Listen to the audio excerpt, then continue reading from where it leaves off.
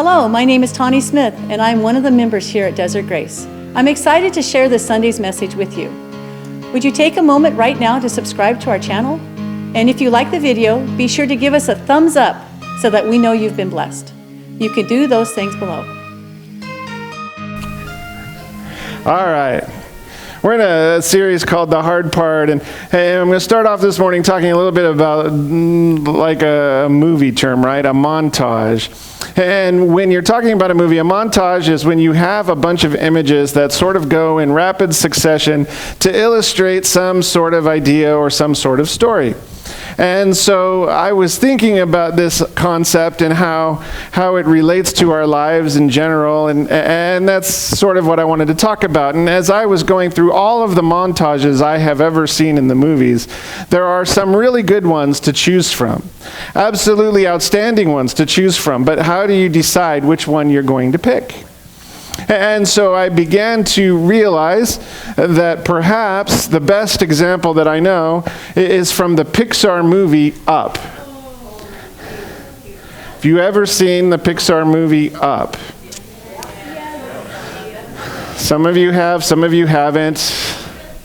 It's a good movie. It's the story of Carl and Ellie. This is Carl and Ellie. But the montage is the story of Carl and Ellie. Just the montage. Once you get past the montage, it's not quite the same.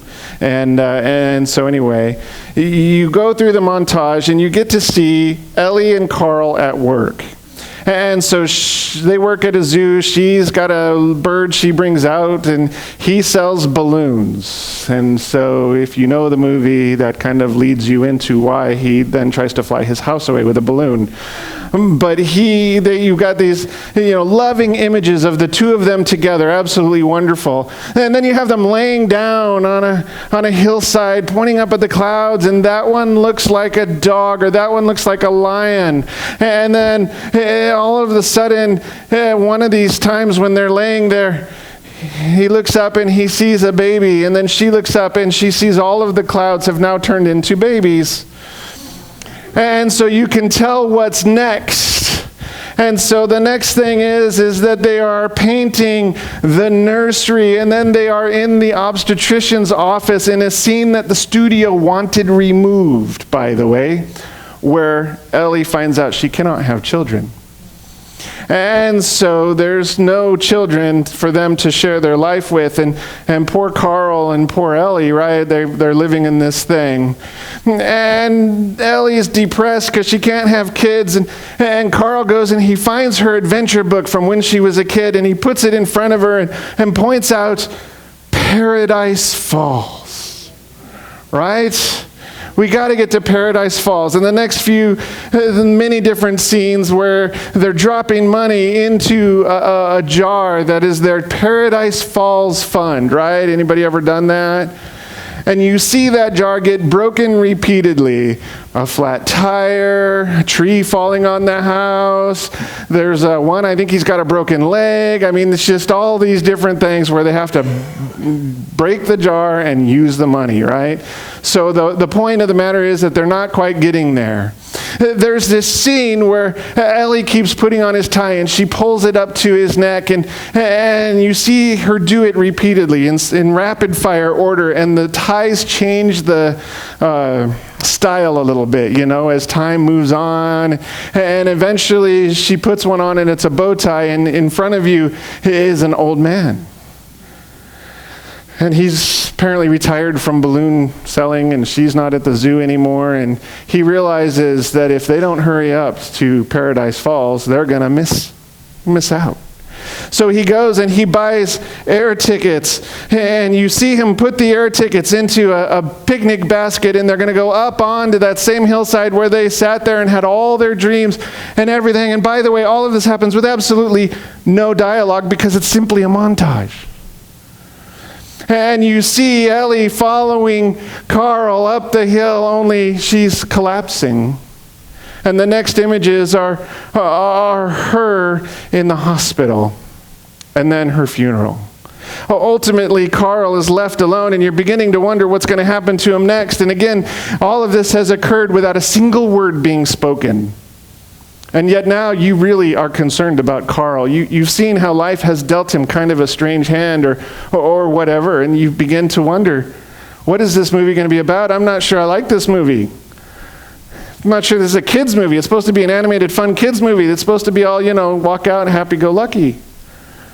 And in the first 7 minutes, if you didn't know that, the whole beginning scene, 4.5 minutes of it's nothing. First 7 minutes of the movie, you've met Ellie and you've seen her die. And Carl alone, with no one to talk to, no one to speak to.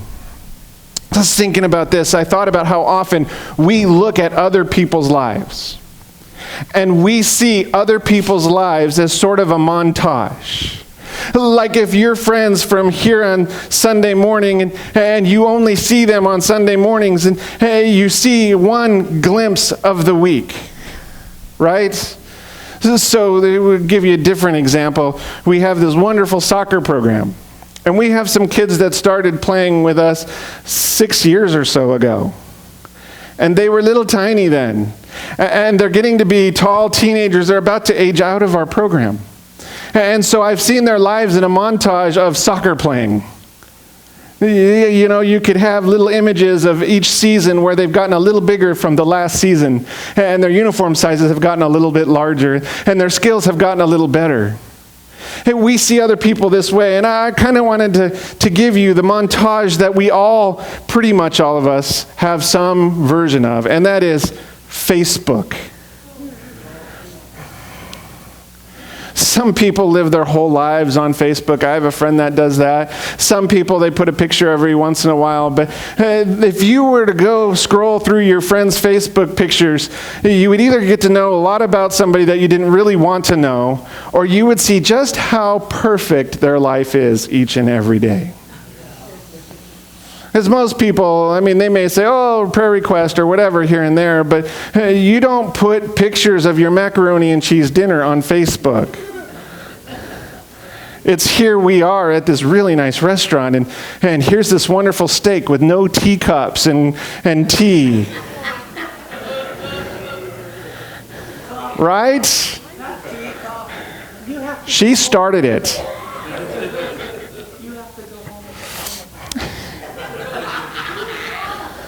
Even as we start talking to someone on the phone and we get caught up and hear everything that's happened on someone else's life, it's merely a montage.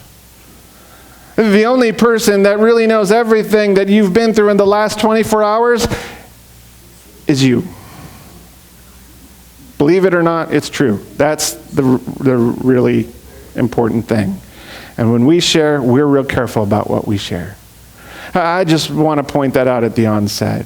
We like to tell people the events or stories of our lives that are the most positive, that are the most exciting. And frankly, if you only told everybody all the negative things about you, people will stop calling and they will avoid you even in church.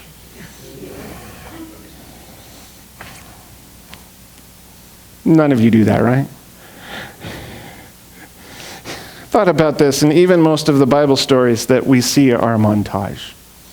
It's not really in-depth, I get to know everything about this person. It's here are the important stories. Here are the highlights of their life, so to speak. So, all right, my question for us today is, what do we learn about vision being the hard part of life? You have the easy part and the hard part. What do we learn about vision being the hard part in the montage of Joseph's life?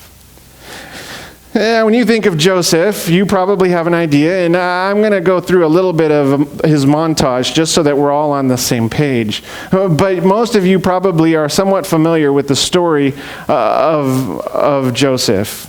Most of you probably have an idea of exactly what it is that he's all about. And we're going to skip right over to Genesis chapter 37. Last week we talked about Noah in chapter 9. Now we're going right on to 37. And you have at the very beginning of this story, the kind of introduction of Joseph as Israel or Jacob's most favored son, the one that he loved so much that he made a special jacket for and gave to him. And so it says right in there this lovely comment about, so all the other brothers hated Joseph.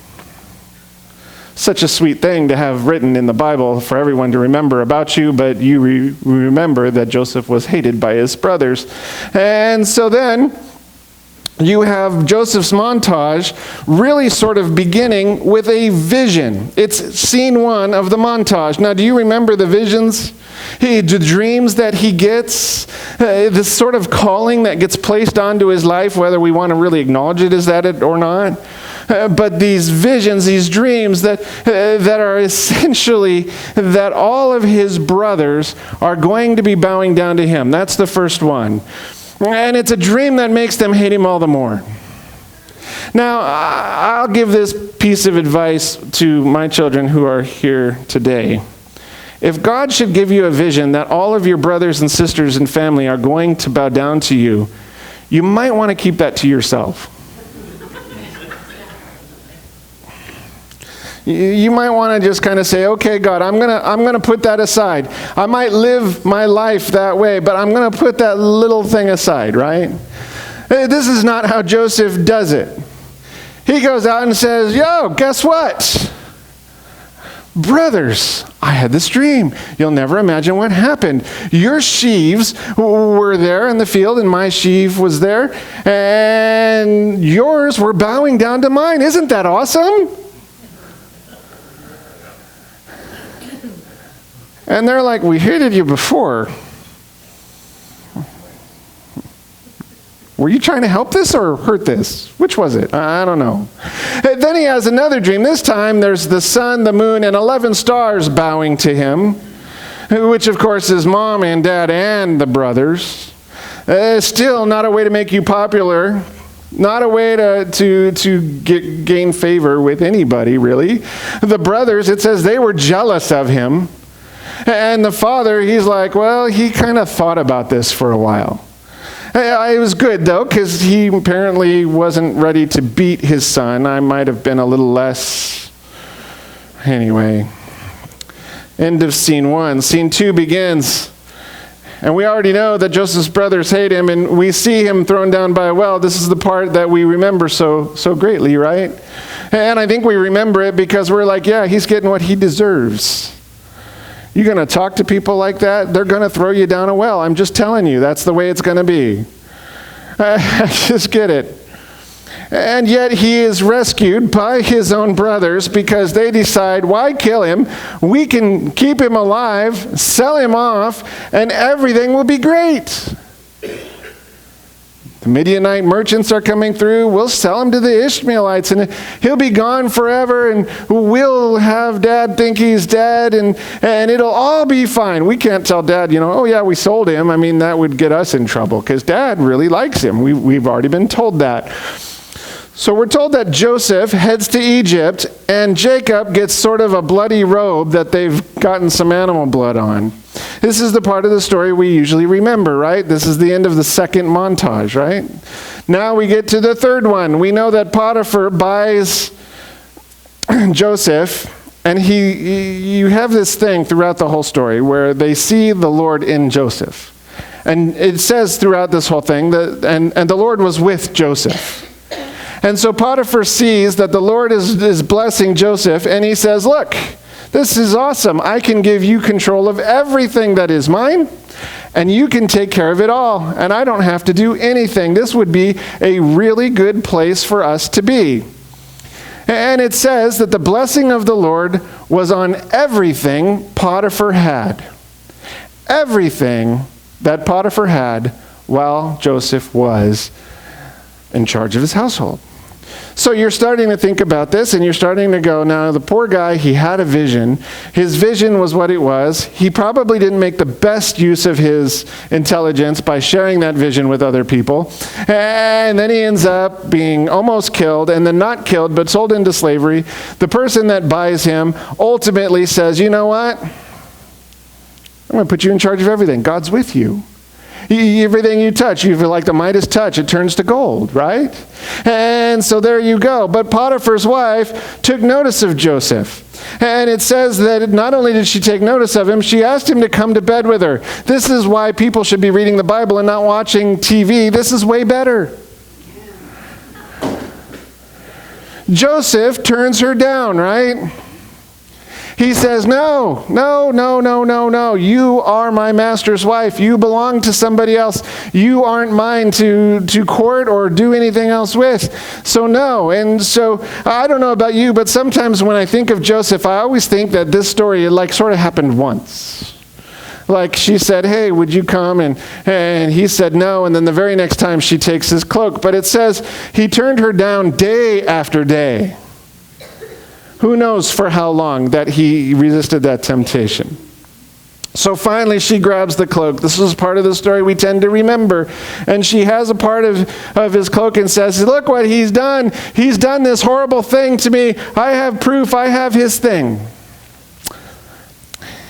So now you have, as the montage, him being falsely accused and imprisoned. So we begin the story with, there seems to be some sort of call on Joseph's life, that he has two dreams, that his family ultimately is going to bow down to him. And then you look at this thing, and you start to go, now wait a minute, he's been thrown down a well and nearly been killed by his brothers. Then he gets sold into slavery, and then he ends up in charge of everything, and everything's looking pretty good. He's in charge of everything in Potiphar's house, and now Potiphar's wife is causing him issues, and she's not even being honest about it. And so if you're like me, you're thinking, man, this guy just can't catch a break. Potiphar throws him in prison. And once again, he rises to be in charge. Why? They could see the Lord in him. The Lord was with him. And this sort of ends our third scene. Now he's in prison. Now, the reason I say that ends the third scene is that scene 4 opens up by saying, lost control again, with him saying, sometime late, no, I'm in the wrong place. There's a whole scene missing. Did we jump up? All right. All right, scene 4. Sometime later, Pharaoh throws the baker and the cupbearer into prison. There's places where this is talked about as being 2 years. 2 years later, that this is when that occurs. And so, see, we're out of order. The two guys get thrown into prison, and sometime they were in there. Both of the officials have dreams on the same night. Now, you might remember the dreams. I'm not going to go into the dreams. I don't have that much time. You guys want to get to lunch, and I know that you guys have been upset that you haven't been beating the Baptists, so we'll keep going.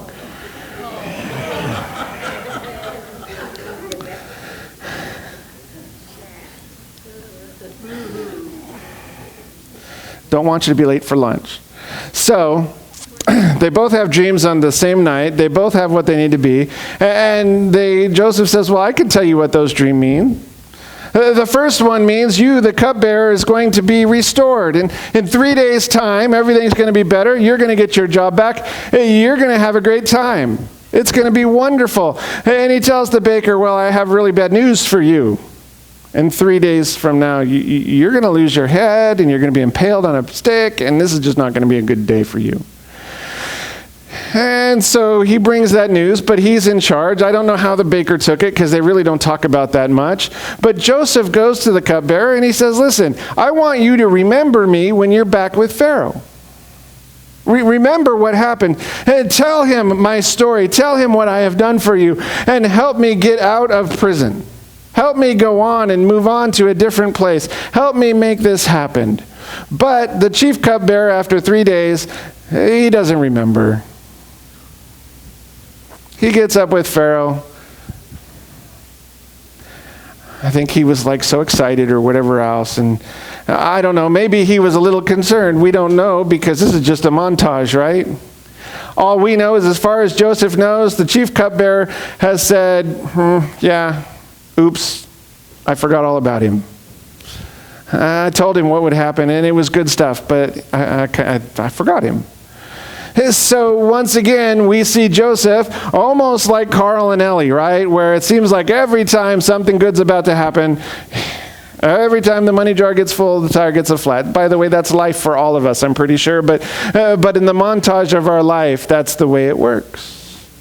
So scene 5, again 2 years later, Pharaoh has dreams of his own, and he wants to know the dream's meaning. And he's trying to figure out the dream's meaning. And you almost get this vision. I don't know. You guys know about my imagination. You keep coming back anyway.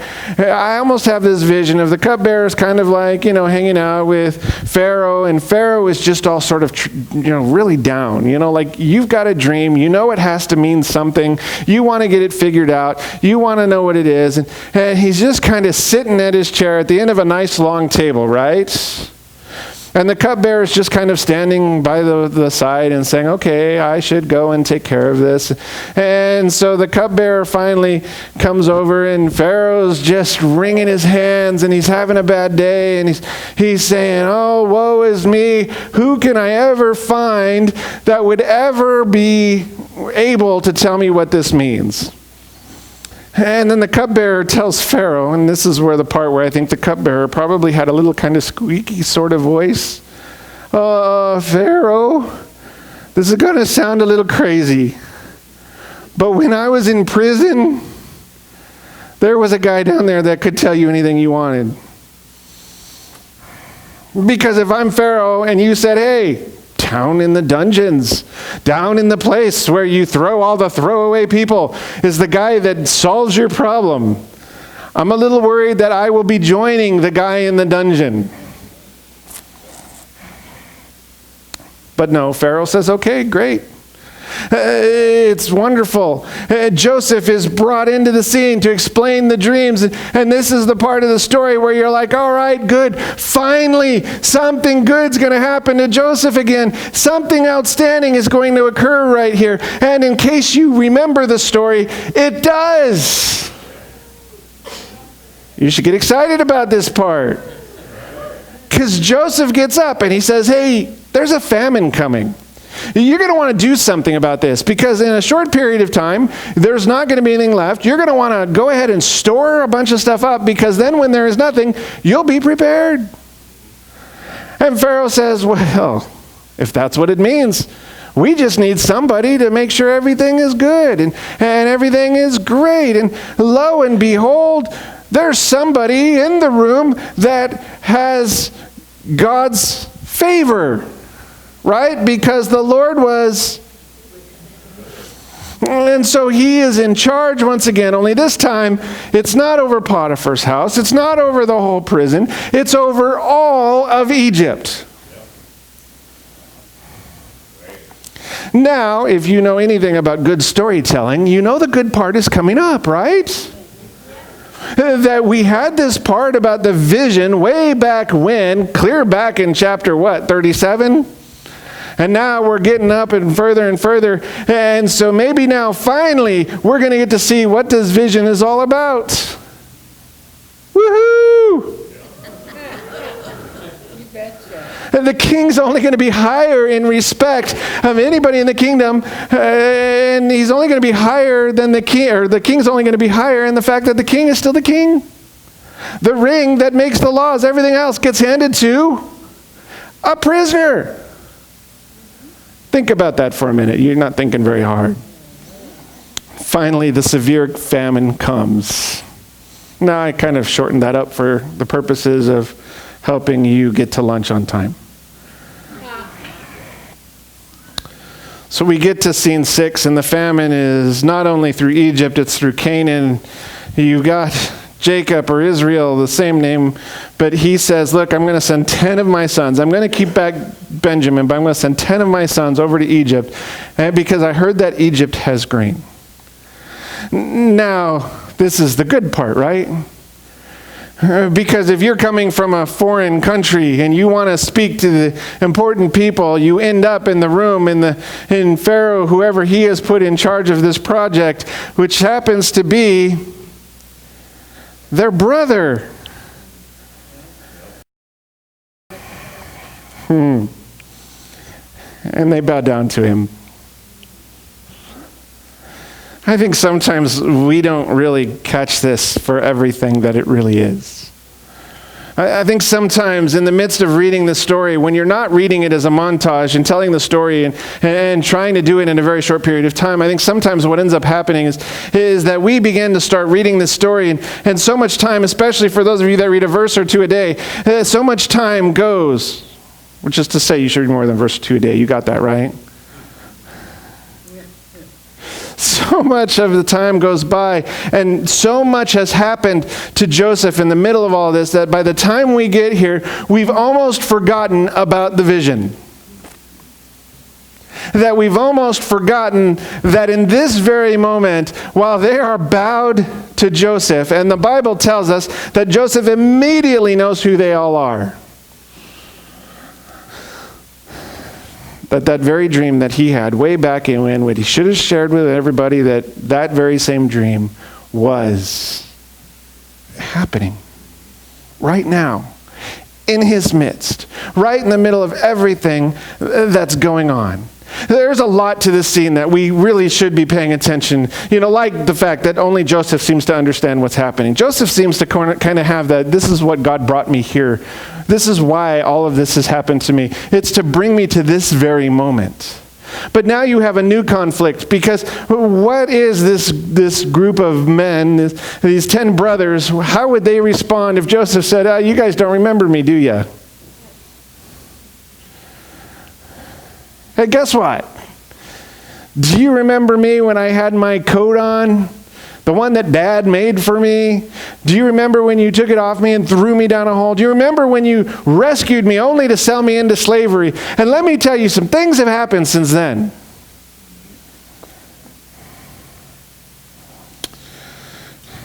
But the Bible tells us he was kind of harsh with them.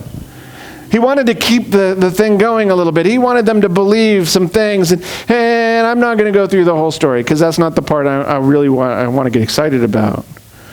But we start to begin to see, once Joseph finally says, hey, guess what? I'm Joseph. We begin to see their thoughts. We kind of get to see that they begin to believe that they may be about to get what's due to them. And they're worried about it.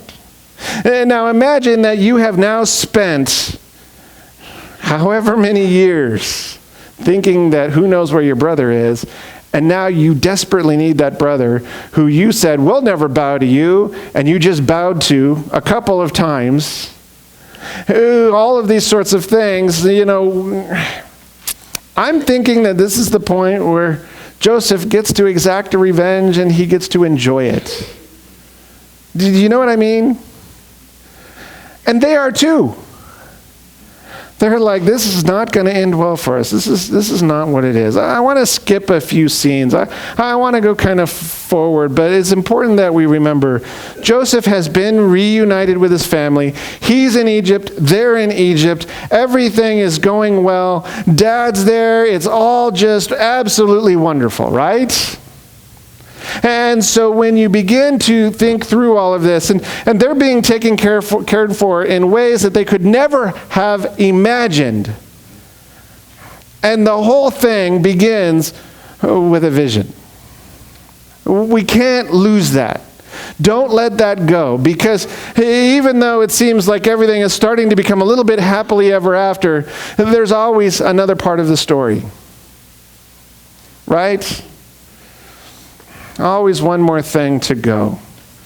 And now the question is, Israel now is an old man. What happens when he dies?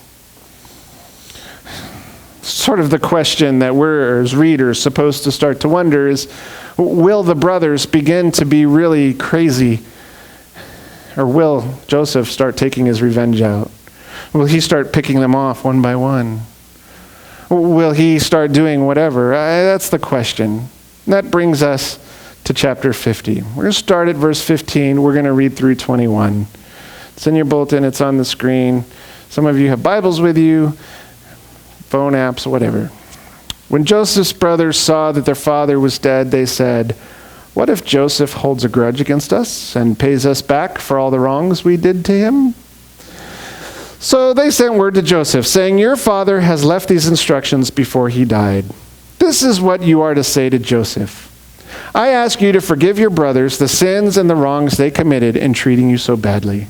Now, please forgive the sins of the servants of your God, of the God of your father." When their message came to him, Joseph wept. His brothers then came, and they threw themselves down before him. "We are your slaves," they said. But Joseph said to them, "Don't be afraid. Am I in the place of God? You intended to harm me, but God intended it for good, to accomplish what is now being done, the saving of many lives. So then don't be afraid. I will provide for you and your children." And he reassured them, and he spoke kindly to them. I don't know how you feel, but every time I get to this passage, I want to go, what? Why didn't he string him on a little while? Great, I got some toilets need cleaning. I got a whole herd of cattle. I don't want any cow patties anywhere when you're done.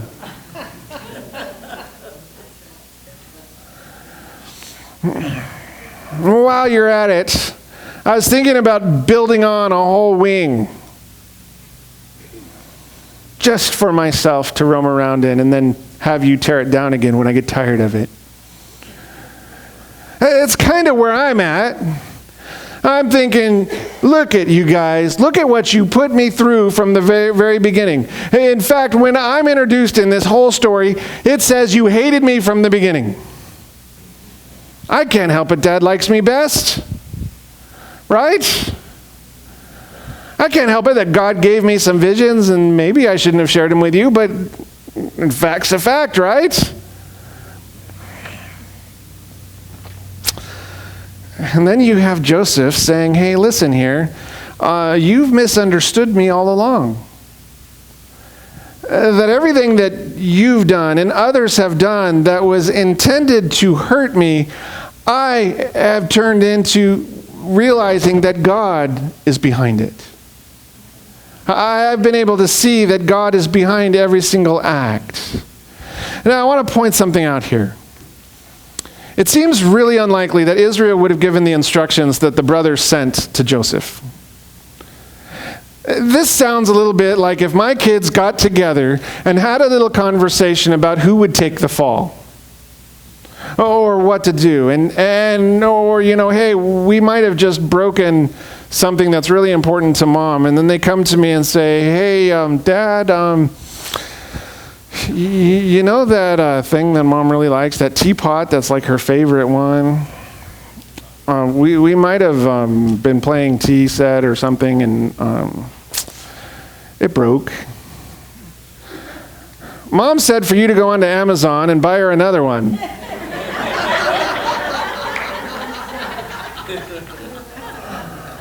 And then all would be forgiven. Right? I could see my kids doing that, number one. But number two, it's like, why would Joseph sitting around on his deathbed going, you know what? I am so concerned that your brothers will kill you. You send him instructions that I said that he should behave. Right? Not going to happen, right? I don't think it's happened. Scholars say, no, probably didn't happen. Hey, you realize how fearful the brothers are because first off, they probably made this up. But second off, you notice that they sent the message. It's a messenger sending this to you. Hey, I've got a message from your brothers that your dad said. Be like my kids when one of their friends is over saying, hey, your daughter says something broke, and you shouldn't be mad at her about it. It's not her fault.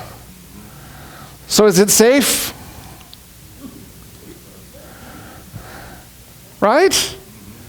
They're sort of underestimating him. There's the need that they must be forgiven. It's made clear because they are still living under the heavy weight of what is going to happen. And you get the impression, or I get the impression, that so should Joseph be. He also should be really heavily under this idea that you guys need to understand that it's all okay.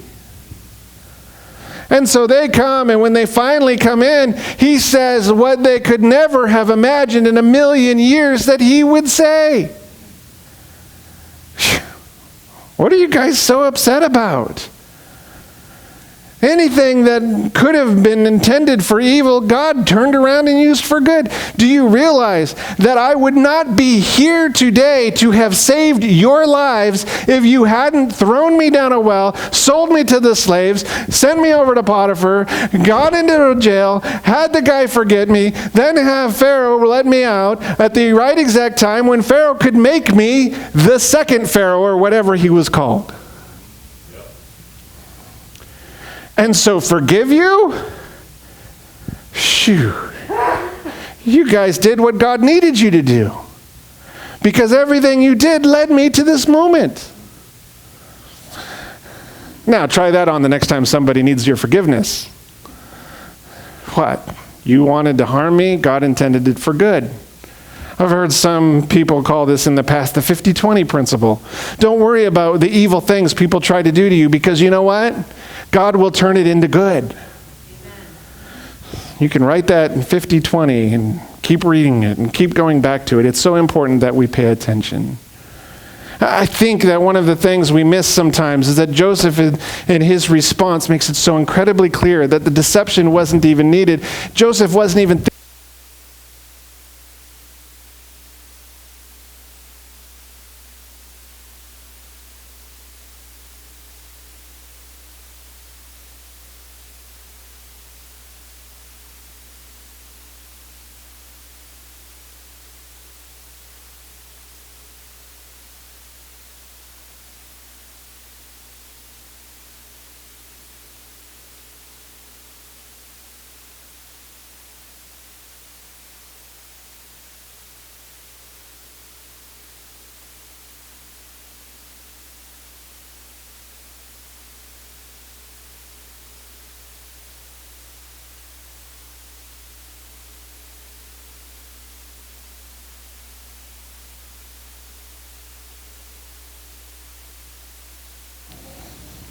You caught that, right? The batteries were intended for evil. God will use it for good. So there. But the whole idea that there's no reason for there to be deception because God was with Joseph the whole time. And by the way, this is something I want us to hear this morning. God is with us as well.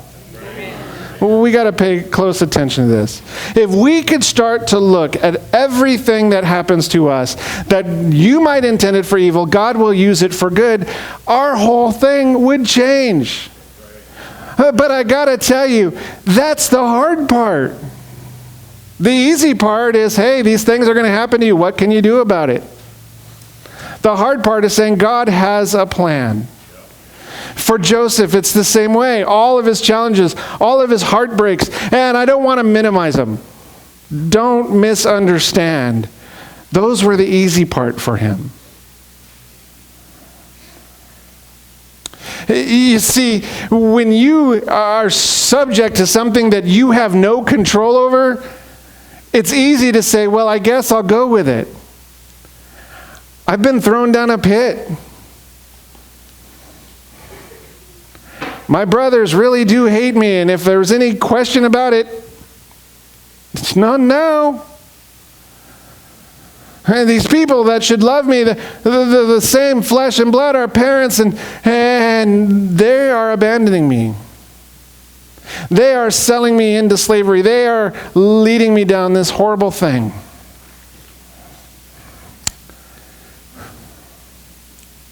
And yet that's the easy part. What do we learn about vision being the hard part from Joseph's life? I'll give you just a couple of ideas this morning. First one is that we learn from Joseph that vision is not always accepted.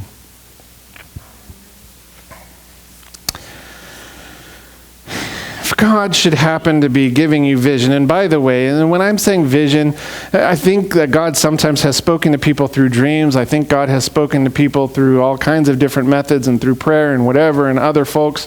But if God should happen to give you a vision, don't expect that as you begin to tell others about it, that they're going to be excited. I wish I could tell you it's something different, but there's always that one person, right?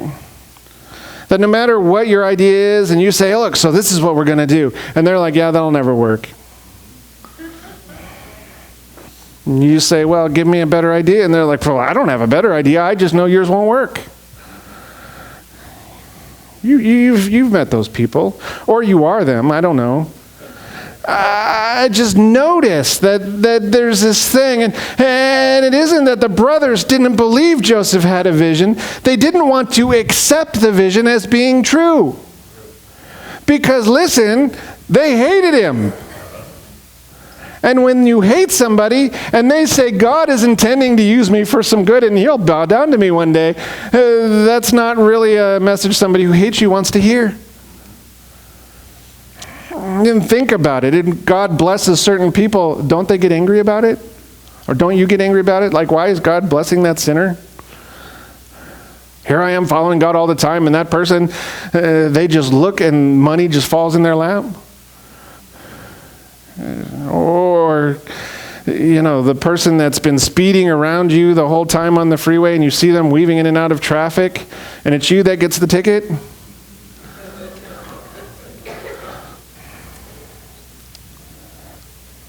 You start to wonder, right?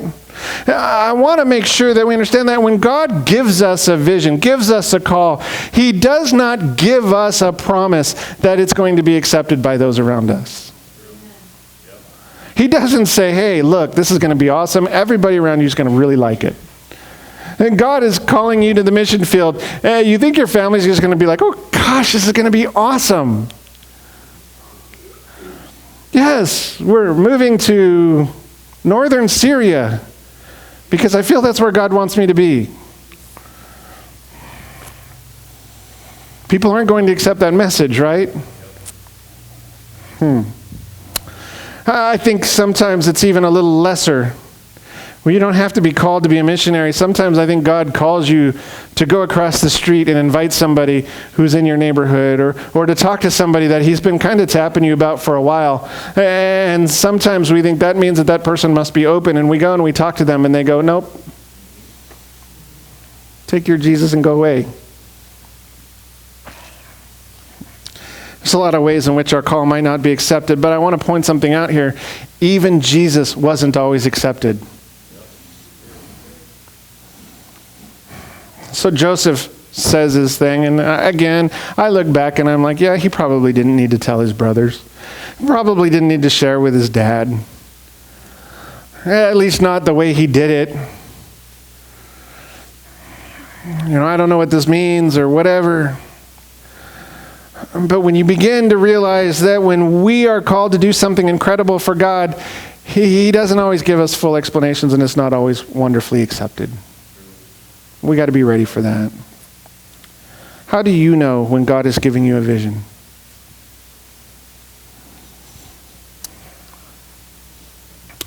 I think the one thing that people have told me the most is they don't know what God's call in their life is. To which I'll answer, God has called all of us to something. He should be giving you a vision for something. And it doesn't have to be this big, incredible, wild, far out thing, although it very much can be. But if you don't know that what God's vision or what God's call is on your life, you got to ask Him about it. And when you're done asking Him about it, listen. See what He says to you, or you're never going to know. And once you know what the call is on your life, how should you respond? You see, I think sometimes our first thing is, let's go tell somebody. And then you're telling somebody, and their first thing is, well, what? I think you just had a little extra sleep medicine last night and gave you weird dreams. Bad pizza or something. And then what happens? We walk away from what God's calling us to do. Imagine if Joseph had said, you know what, brothers, I'm sorry. I'm going to change my ways. I also wonder if one of our biggest challenges is that God gives us this incredible vision, even if it isn't giant, but a good vision. And we go, that's not God. How could that be God? That's got to be something else, or my own whatever, or I'm not good enough. I've been there, you guys. God called me to preach, and I'm like, no, you missed. There had to be somebody standing around me that you were sending that message to. Yet I find myself standing here Sunday after Sunday, right? And by the way, not everybody was like, oh, that's so awesome, you're going to be a pastor?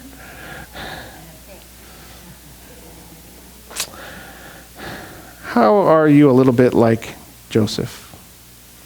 I wondered a little bit if you know what your call is, and if others and even yourself have accepted that call.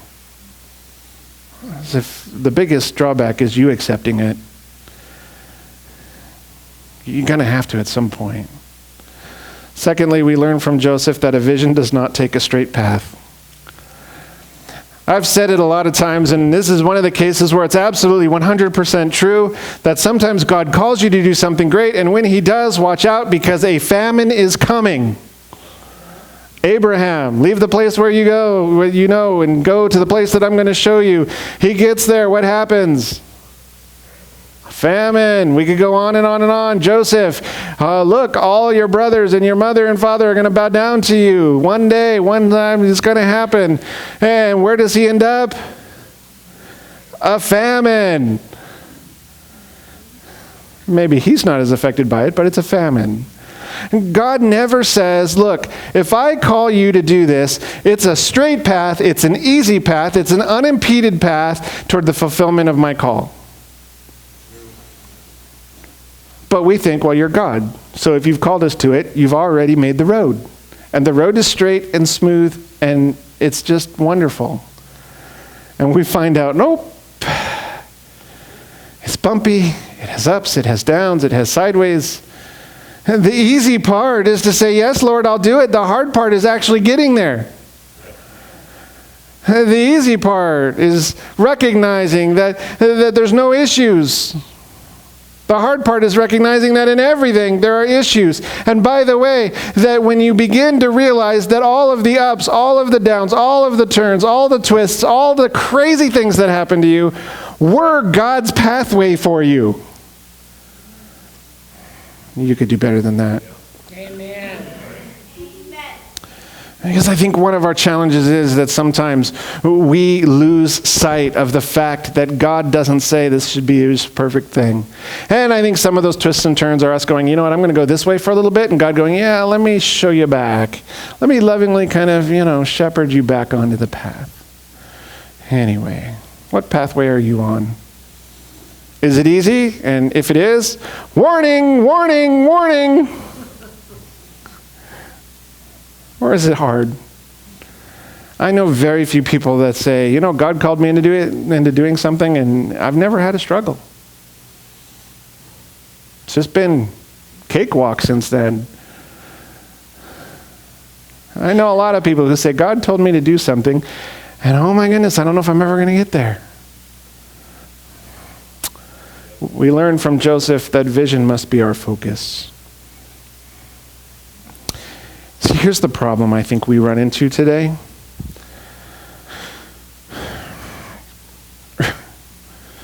We have great vision until the problem comes.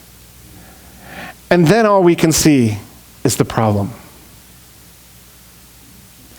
We know that God is with us as long as it's smooth sailing, but the second that we hit a bump, we're like, whoa, God, where'd you go?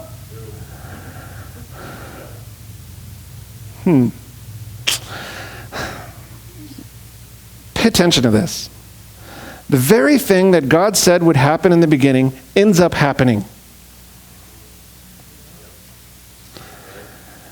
But none of us would have written the story in the middle like God did. Do you hear what I'm saying? God says he'll redeem us. How many of us would have wrote the story the way God did it? How many of us would have gone through the cross? How many of us would have all the struggles that you and I had to go through if we were fighting God on becoming Christ followers? God says, look, here's what I want for you, and here, I'll give it to you if you will just remain faithful to me. Stay focused on the vision. What's God's vision for you? What's God's call for you? If you'll focus on that, you're going to get there. And I have a sort of feeling that we're going to get there and we're not even going to know it most of the time. Or we'll go, oh, this was a glimpse of what God wanted for me. This is a glimpse of what God really intended. You see, it's this focus that seems to have been the very thing that kept Joseph going. It's the very thing that when the Bible keeps saying this happens to him, with God was at his side, and this happened and God was with him, and this happened and the Lord's blessing was upon him. And most of us look and go, we wouldn't call being falsely accused, being sold into slavery, being put into prison, and all of these other things that had happened to him as blessings. We would call those issues, challenges. But if Joseph is going, God made me a promise, God gave me a vision, that's what kept him going and realizing that God must be in this as well. So it makes so much sense that when his brothers come and say, hey, look, Dad said you should forgive us, he says, whatever. I've already done that. You think I'm going to just throw you in? No, this was about God. It's not about you. We make it about us. That's a whole other story. I think it's only with a focus on a vision or on God's call in your life or God's presence in your life that you're ever going to be able to see God's hand in your life. Maybe I'm wrong. I don't think so. Pretty sure I'm not. But I think the minute we start looking away, we forget that God is with us. What does the montage of God's activity look like in your life? If Disney's Pixar was going to make a movie about the highlights of what God has done in your life, what would it look like? What would be on it? Where would it go? How would it end? What point would you need words again to explain? What scenes from that movie that you're thinking about right now help you to keep moving forward as you're journeying with God towards what He has called you to do? Because this is what I think Joseph is doing. I think he's saying, look, yes, this bad thing happened, but God was there. This bad thing happened, but God was there. Look at how God rescued me from this and rescued me for that. And look at how God brought my brothers to me so that I could forgive them on the spot. What's keeping you moving forward to what God wants you to do? In other words, how's your vision today? How is it? The easy part, to be honest with you, is to be called by God. Like I said, I think He has a job for every one of us.